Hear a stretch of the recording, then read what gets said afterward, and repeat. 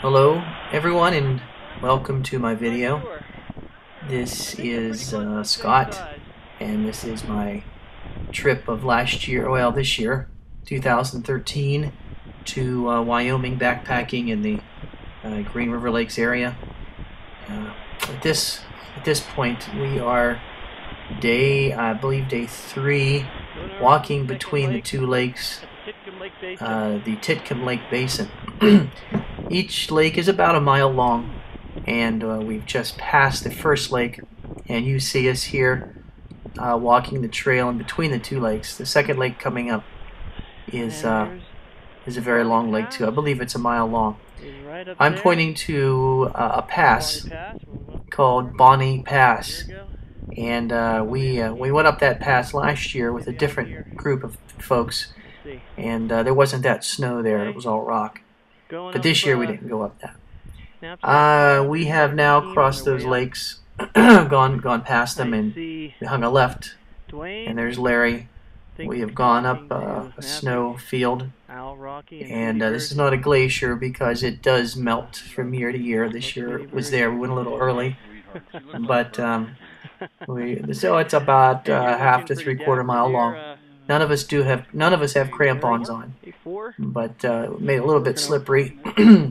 But we're heading up this snowfield. We want to get up to Knapsack Call up there at the top. You see the far right, well, the middle of the screen, but the far right of the snow is where we're aiming for.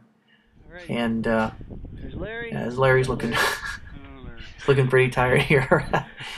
But the rest of our group, you can see them kind of strung out a ways back there.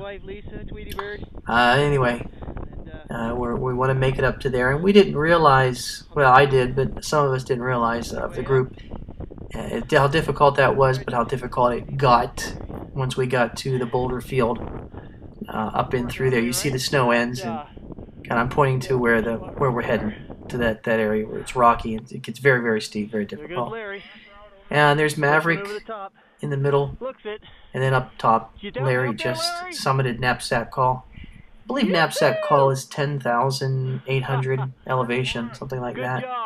He's pretty happy. He was the first one to make it, and he was just saying earlier he's always the last one up there. But this year he's a little bit better shape than he's ever been. And I'll swing the camera around. That's me, yours truly, and pointing out that the rest of our friends are going to have quite a surprise when they get to that scree. It is difficult. And even though 10,000 feet isn't that high, it's high enough when you're used to 1,000 feet. So they're going to work their way up here, and it won't be too long before we all get to the top. We're going to take a bit of a rest before we drop down over the other side. I got some good shots of the snow up there, and love those sunglasses. Anyway, we are now about a week later, quite a bit of a fast forward, and we are nearing Gannett Peak. Okay, now that call that we're looking at, that saddle I'm pointing to, that's the other side of Bonnie Pass. We've driven around the other side of the mountain range, and we walked in a different direction. We kind of hugged to the bottom left of that mountain, bottom right side I should say, and we were attempting to summit Gannett Peak. We went up those rocks, that outcropping, and Maverick's putting on his crampons, and we're about to cross that glacier. That there is a glacier that never melts. And so we're kind of putting our day packs together. He got his crampons on, I have mine on, and we're about ready to walk across there with our ice axes. So we're on the snow, and up there are 2 other climbers that we have yet to meet. We're about to shortly. I don't think I have them on the video talking with them, but Maverick and I made them. You see there's a snow bridge to the left of the one who's ahead, and our plans were to cross that snow bridge there at the Bergschrund. It's pulled apart, and they're all roped up. They're ready to go. We weren't. We left our ropes in the car. However, we were pretty confident we were going to climb up there, and we did. This shot now shows us we went up to the left of that bergschrund, up the rock, and we went ahead of those climbers, and that's our route. We're going to stay above the snow line and make it to the peak right there. That's Gannett Peak. So that'll be our next frame. Okay, fast forward, made it to the top now. We're on our way down. And Maverick is coming backward down the outcropping to the left of the bergschrund, that gooseneck, the pinnacle. That's what that's called right there. And I kind of swing around with the camera to show you the bergschrund from up above. What we passed up. A little too steep, too dangerous. The snow was too hard, too packed. We couldn't get a good swing with our pick in there, so we decided to take the rock, which I was happier with. A bit of an area that was a little treacherous coming down. Not too much going up, but coming down it seems a little bit more dangerous. It was a little wet, a bit mossy in places. You could see at the bottom the landing. And I wanted to keep an eye on Maverick to make sure he took his time coming down backward, and make sure he was always had 3 points on a rock.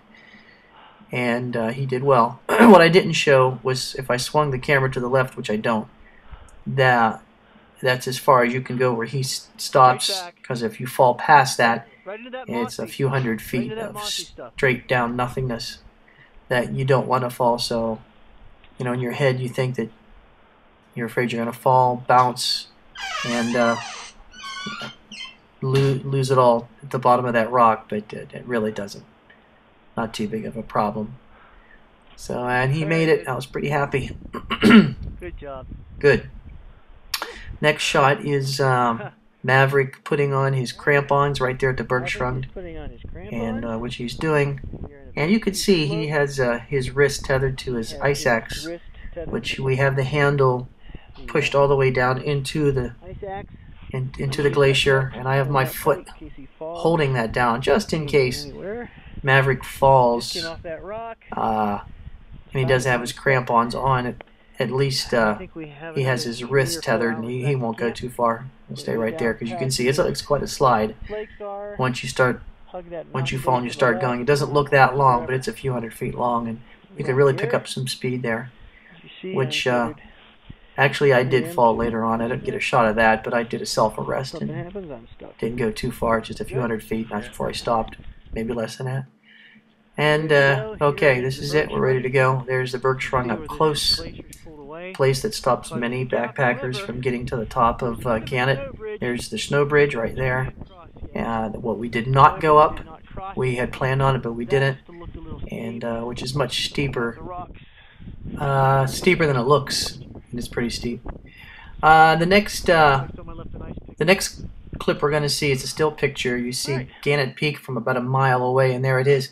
Believe it or not, we're in this picture. Me and Maverick are pictured in here coming down. I'm going to give you a second to look at it, see if you can find us. I'll give you a hint. We're in the snow. There's no use even looking hard or squinting, because you're not going to see us. Let me put 2 arrows on us. There we go. Can you see us now? Probably not. You can see the 2 arrows. It's kind of interesting. We ran into a young fella that took our picture from way back, and we met up with him, and he emailed this to me a couple weeks later. Let me zoom in a little closer. There we go. Now you see us 2 little dots on our way down. Just above us on the picture, it'd be an inch or so above where we are is the bergschrund, and to the left of that was the pinnacle we went up. But let me zoom back out again.